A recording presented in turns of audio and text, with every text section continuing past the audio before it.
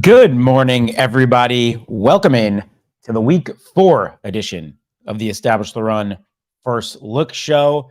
I am your host, Gary Hartman, here with you. Crazy already that we are almost 4 weeks through this NFL season. Excited to get a first look at this upcoming Week 4 slate here at ETR. We certainly hope that we can have as much success from a projection standpoint, from an outcome standpoint, as we did from a DFS perspective in Week 3. Shout out to Drew Dinkmeyer, to Andrew Wiggins, to Cody Main, everyone that had success, and of course, any subscribers that had lots of DFS success. Excuse the sirens. I am here in gloomy New York City, where it doesn't seem to want to stop raining. Purpose of the show, if you haven't joined us before, my goodness, of course the sirens go right when I go live here. Purpose of the show, if you haven't joined us before, is to get a first impression, first gut reaction, first look at all of the relevant players on the upcoming slate, kind of transition our heads from 1 week to the next.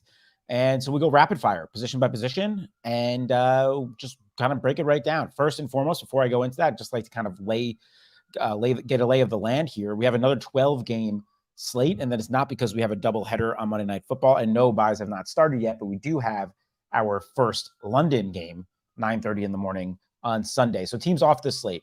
Thursday night, we have Lions-Packers, should be a fun one, but no high-flying Lions offense, nothing from Green Bay. Thursday morning in London is Falcons and Jaguars, the London Jaguars, as they are known, I'm sure. So no Falcons or Jags. And then Sunday night football is Chiefs-Jets. I'm sure the schedule makers were hoping for a much more exciting game than we're probably going to get from that one. And Monday night is Seahawks-Giants. My Giants undeservedly continuing to get this primetime spot. So those are your teams off the slate. So we do have 12 teams on the slate. And once again, we have a game that stands out like a sore thumb. Maybe not quite as much as the 54-point total that we had between the Chargers and Vikings last week, but it's not that different either. And that is this first game you see on your screen here, Miami-Buffalo. That is a 53.5 over-under and only a 2.5-point spread. So very similar profile as far as, the next highest game is 48, I believe. That is Raiders-Chargers. And it's also similar where if you kind of dive down into team totals, the Bills aren't, or the Dolphins aren't the highest team total of the week. That goes to the 49ers, who play at 4 o'clock, similar to the Chiefs did last week, who had a 30-point team total. The 49ers have a 29.5 team total, and they're 14-point favorites at home against Arizona, similar to the way the Chiefs were 13-point favorites against the Bears. So we have this insane, game environment between the Dolphins and the Bills with a 54 or almost 54-point total, 53.5. And then we have a team that almost has a 2.5 to 3-point higher team total than the rest of the slate in the Niners. So it becomes an interesting slate like that. Reminds me a little bit of last week. Other team totals. So Niners are 29.5. Bills are 27.5. Eagles are 27. They have Washington. I believe they're like 8-point favorites. And then the Chargers are 26.5 against Vegas. And we'll talk about that game in a little bit when we get to quarterbacks and how that one's a little unpredictable right now. The Dolphins, 25.5 on the other side of that Bills game. The Cowboys are 25.5 as well at home against New England. So, you got to have that one really massive game environment, 48 in the Raiders Chargers, everything else is between 40 and 46. All right, let's dive right into quarterback here. Starting with Josh Allen, who is our most expensive quarterback on the slate. They raised up $100 from 81 to 8,200. We still haven't seen a massive Josh Allen game this season, but he didn't have to do much last week. He was off to a big start, could have had a much bigger game, but the defense took care of business for Josh Allen in Washington as they blew out the Commanders 37-3. So we haven't seen a game higher than 23.66 DraftKings points for Josh Allen, but we know that's in the bag. I'm not too concerned about him at all. And I mentioned he's in that great game environment. They're at home. If there's a week to spend up for Josh Allen, it feels like it's this one. But the one thing on quarterback overall, it's kind of similar to last week, and maybe some things we've seen just in general here is, we're definitely looking at a large quarterback pool once again. Ton of options for us. So, that's something to consider. Jalen Hurts played last night on Monday night. Also didn't have to do that much. Did get his push touchdown, did throw the ball 37 times, had a 1 and 2. Not the easiest matchup in Tampa Bay. A little bit easier of a matchup here, I would say, coming home against Washington. I mentioned Josh Allen, what he just did to this Commanders team. He was off to a big start. It ended up being the defense that needed to get it done. Again, similar position as Josh Allen, where we haven't seen a massive game, and we know those ceiling games are coming. So I don't mind Jalen Hurts. You do have a short week here, 8K, kept his price consistent. He's fine. I think he's good. He's obviously has a massive ceiling, but again, paying up for quarterback might be a little bit tough. But sorry to be contrarian to do so. Justin Herbert, welcome to the 30-point club. I've been saying it for a long time. I don't think we've seen a 30-point DraftKings game out of Justin Herbert for a year until this past Sunday. And that, of course, was in that massive game environment that did end up hitting, at least from the Chargers side. I don't think you needed Vikings to win tournaments this week. So it's something to consider about bringbacks, but that's another conversation. Maybe I'll discuss that in the leverage column a little bit this week. Anyway, threw the ball 47 times, 405 yards to the air, 3 touchdowns, no picks. Didn't even run the ball that much. And got his 32.3 points. They raised him up to 78. So they raised him $300. So he's kind of right up into that tier. This feels like a week where he can profile very similarly. This is against the Raiders at home. Matchup doesn't scare you at all. I'm a little bit hesitant about Vegas's ability to push. I'm going to talk about that when I get to guys like Josh Jacobs and Devonte Adams. But, the other thing is his stack options just became cheaper due to no Mike Williams. So Keenan Allen's been amazing. We'll see what happens with Austin Eckler, but I have no issues with Herbert. Lamar, I also mentioned on the show last week, really liking the profile, right?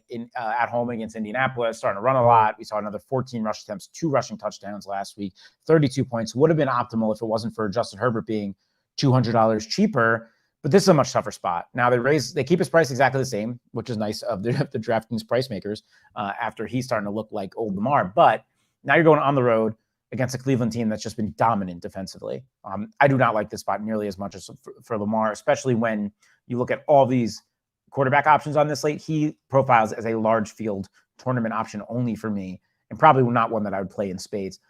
Tua, there's not much to say on Tua. He's been, he's the MVP favorite right now. This Dolphins offense looks historic, potentially historic. So, not the same environment at home against this Broncos team. You're going on the road to Buffalo, but if this environment hits in the way that Vegas seems to think it can, you do get $800 discount on Josh Allen. He's definitely in play for you. So curious to see where ownership settles on these two. Like last week with Kirk Cousins and Justin Herbert, it became clear as the week went on because of pricing, Herbert was going to be the lower owned quarterback, and that became a very interesting place to attack. You saw Drew's lineup had a Herbert double in there. So I'm curious to keep your eye on ownership stuff for those two as far as ways to attack that game. Kirk Cousins is fine, and he's been possibly the most consistent fantasy producer of the season so far, and throwing the ball a ton out of the pocket there. You see at 44, 50 attempts. The problem with Cousins now is because of this, he's priced up into the 7K range, which really should be reserved, I think, for truly elite ceiling players. He's shown that 30-point ceiling. That's not my concern, but I don't love this spot at 7,100 on a slate with a lot of quarterbacks in Carolina, a team that hasn't necessarily given up to huge quarterback performances. It's just okay. I mean, Geno Smith had a couple of yards under 300 yards and a touchdown this past week. Again, you're in Carolina. I just think it's fine. He doesn't really excite me on this particular slate. Not going to touch much on the Anthony Richardson Colts front because, still in the protocol for now. If he's in play, he's going to be your type of quarterback that should be in your pool every week. So we'll wait and see. Justin Fields. Okay. So he's down to 6,600, right? This is a guy that was at the end of last season after his 2 huge performances in the middle of the year and going into this year as a 4th-round ADP guy. And even if you look at his prices, through weeks 1, 2, and 3, 77, 76, 71, priced up like an elite quarterback. Problem is the Bears have been absolute horseshit. They've been terrible. Here we have him at 6,600 at home against Denver. Both of these teams are 0-3.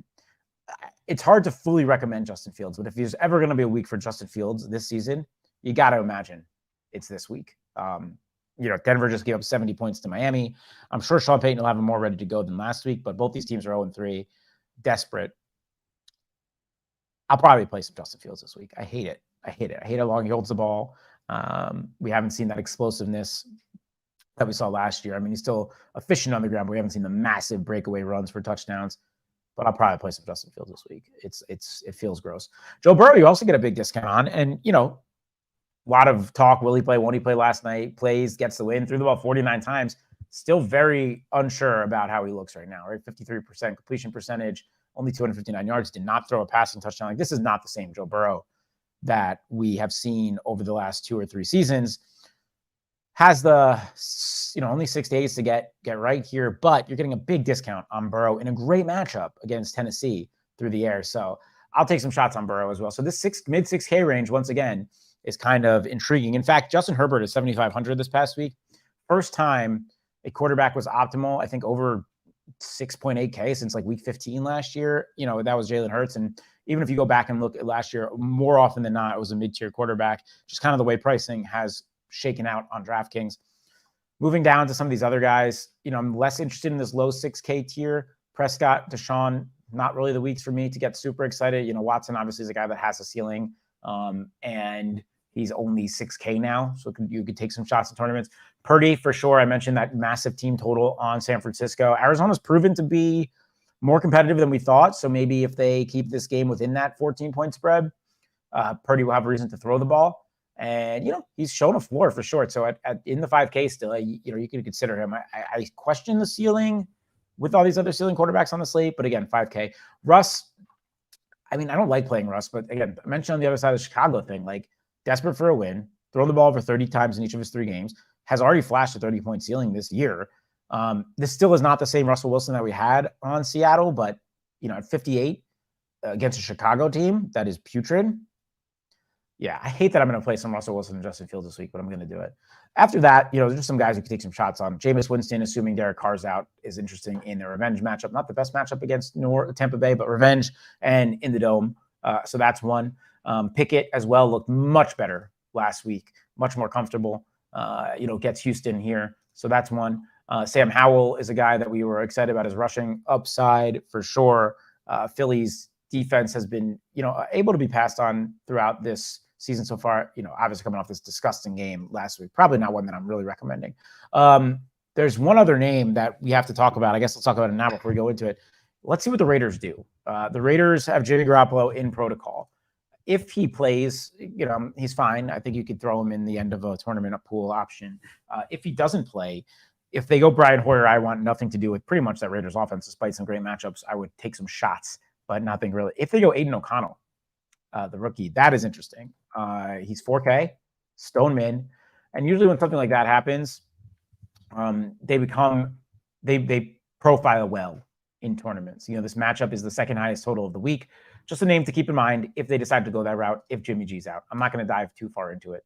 Go look at some of his preseason film, though. The guy could ball. All right, running back, our cover boy for the thumbnail was Christian McCaffrey.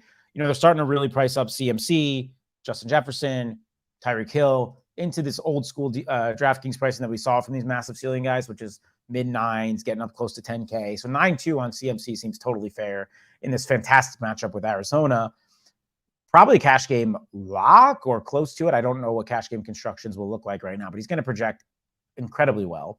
We did see finally Elijah Mitchell eat into his role a little bit last week, but we still will take this CMC role all day. Excellent player, excellent matchup at home. Hard to really argue with CMC here. Any kind of format, whatever the ownership is, I understand it. I'm not going to comment on the Chargers running back stuff much, other than Josh Kelly's been disappointing in his starts for Austin Eckler. Austin Eckler's hoping to make it back next week. I'm still skeptical. I would imagine it's closer to the next game after that. Tony Pollard, just a man matchup, but role is still excellent, and he's still been super efficient. Over 5 yards a carry in 2 of his 3 games. Could have been even a bigger day, right? 18 points last week. Rico Dowdle was the guy to get the screen to the house. Could have been a bigger game. Moving down from there, we do have Josh Jacobs. So this is the really interesting play to me, depending on who's at quarterback, because he has not been Josh Jacobs that we saw last year, right? He was the fantasy GOAT potentially last year, who you needed non-quarterback wise to do damage in most leagues. And here we are, 7,100 Josh Jacobs. The role is still excellent, but the production has not been there. Not at all. And maybe it's because he needs to get his legs under him. Didn't really have any offseason program, no preseason, no training camp, none of that. But this is a get-right matchup, right? Chargers, running defense, that's a spot we've been attacking for a long time. The problem is we don't know who's starting at quarterback, which could impact things quite a bit. Maybe it means even more dump-offs for him. We saw some massive target games last year. Their target share is very concentrated between him, Jacoby Myers, and Devonte Adams. So I want to see you starting a quarterback, but he really does. I hate that I keep going back to this well, because he's like my favorite player on the slate 2 weeks ago. Liked him again on Sunday night, but we haven't seen it yet. He's going to remain in play for you. A little scared about Derrick Henry right now. He's not looked the same player at all, has not been efficient, and Tyjae Spears is eating into it. Like the only saving grace is they're at home here. And you would imagine that the field is going to be off it. That's all I'll say on Derrick Henry. What can we say on the other complete opposite spectrum of Derrick Henry is Raheem Mostert right now, who, man, over 30 years old, but has been maybe the fantasy alpha of the year, coming off, 28.7 point game in week 2 for his 45 massive point performance in Miami 70 point downpour on Denver. He's going to be in play. He's going to be played. Buffalo's got a good run defense, but this Miami offense in general is crazy. I mean, they bump him all the way up to 6,500. It might keep the field a little bit off it. The way you attack the Dolphins this week is going to all be dependent on ownership. So keep an eye there. And then, of course, you got Devon Achan, I guess is how he wants to be called. Let's just talk about him now. They price him all the way up to 5,700 from 5K. I mean, any time a player could score 50 plus DraftKings points in a game, that's not a fluke. The guy has got massive burners, massive talent, got 18 rushes. Like, he just earned himself a timeshare at the very least with Raheem Mostert. So I'm going to be able to recommend him moving forward. Like, the guy's going to have a fantasy ceiling that you need to win tournaments. Like, no issues whatsoever. So, again, I'm probably not playing these guys together ever again. I don't think that ever happens again, in which Devon Achan and Raheem Mostert, or two running backs from the same team, are optimal. I don't know if that's ever happened before in a main slate. I'll have to dig into that before I write my leverage column this week, because that was crazy to see. But that's what happened, and I wouldn't expect that to happen again. So these aren't two guys that play together. But, again, best game environment of the week. Tougher matchup for sure. But guys, you can look at. Mixon, I'm not really interested in. I'd rather attack Burrow on the run game. Tennessee's got a stout run defense. Burrow in the passing game. James Cook continues to kind of have a floor here. Roll seems really good, even though he's getting eaten into a little bit by Latavius Murray and Damian Harris. Been efficient on the ground. Again, I mentioned last week that 6,400 was kind of the ceiling price that I want for him. Here he is at 63. No issues at all. Again, another way to attack this game for sure. So like James Cook. Ramondre,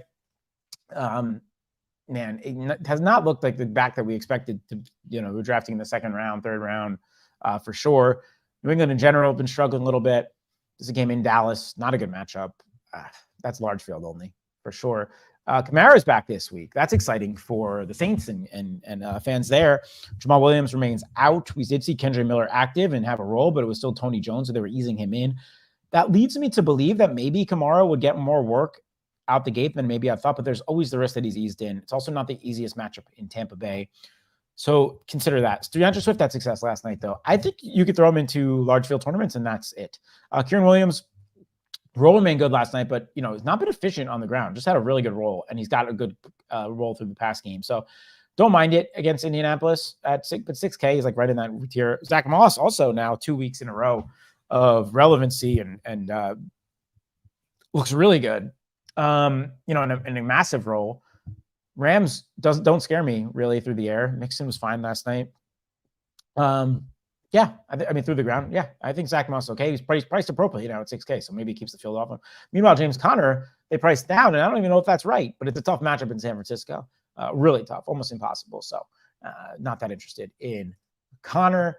Madison could have been such a freaking smash last week, and he should have been, right? This guy, 20 carries, 5 catches. We knew the role. We know the matchup was good against the Chargers. Did get up 4.7 yards a carry.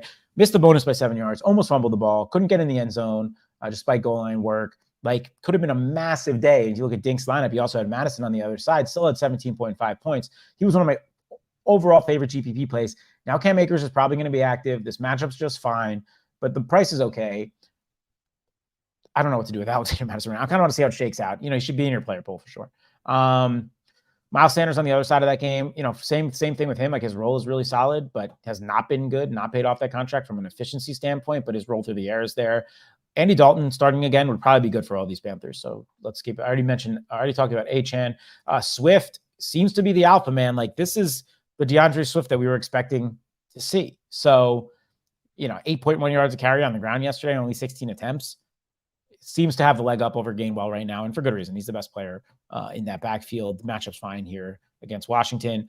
Rachaad White remains incredibly inefficient, not the best matchup in New Orleans. Brian Robinson should continue to make your player pool from a role perspective, but also similarly, not the best matchup against Philly. From there, Javonte Williams, still waiting on a Javonte Williams game. Maybe the ACL isn't as strong as we thought, but if there's a week to get it together, right? You got to imagine it's against Chicago. And then you got a bunch of options down here. Jerome Ford's the alpha there. Najee Harris is continuing to lose more and more work to Jalen Warren. But, again, matchup in Houston here. It's a matchup we like to attack on the ground. I wouldn't be surprised if one of those Pittsburgh running backs gets there. Both should be in your large field GPP pools, I would imagine. Josh Kelly will, I'll continue to play the squeaky wheel narrative on him if Austin Eckler's out, but he has been bad in that starter's role. There's just no doubt about it. Good matchup, though. Dameon Pierce found the end zone. So there you had that, but that offensive line is putrid. And then, you got some value down here. We'll talk about some of these options throughout the week. Rashawn Johnson potentially getting a bigger role for Chicago. Okay, let's hit receivers here. Jefferson is matchup proof, gets Carolina. You could sign me up for Justin Jefferson. DK Metcalf had a pretty big day. He's been basically at 150 yards in each of his first 3 games. The guy's a monster. Don't overthink it. Jefferson's fine. If you could fit into your lineups, you could fit into your lineups. Tyreek's in the best game environment of the week, and we should continue to take Tyreek Hill very seriously as his box score performances remain elite.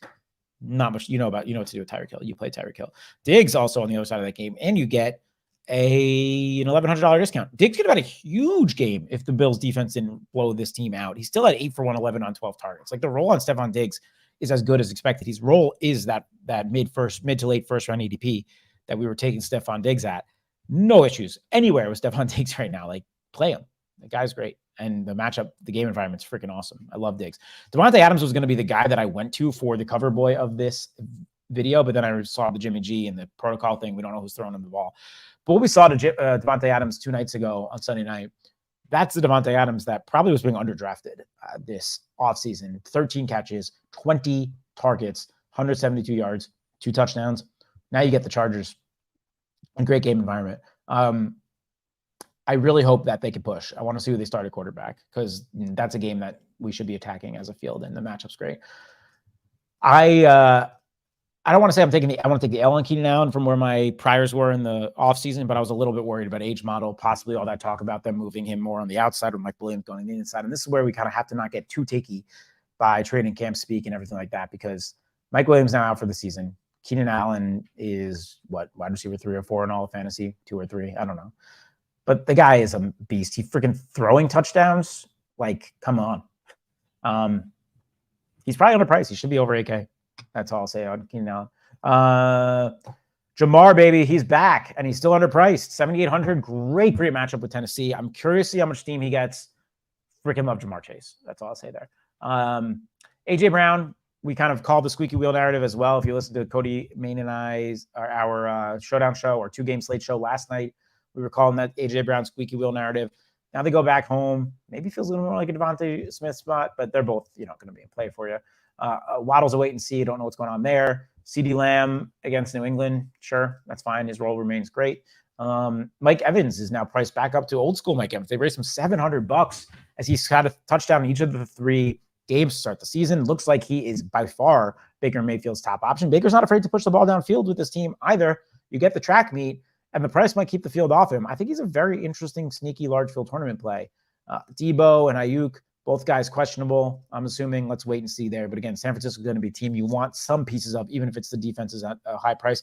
They do price Puka Nacua now up to high 6Ks. Did come back crashing down to earth as just a good receiver last night on 5 for 72.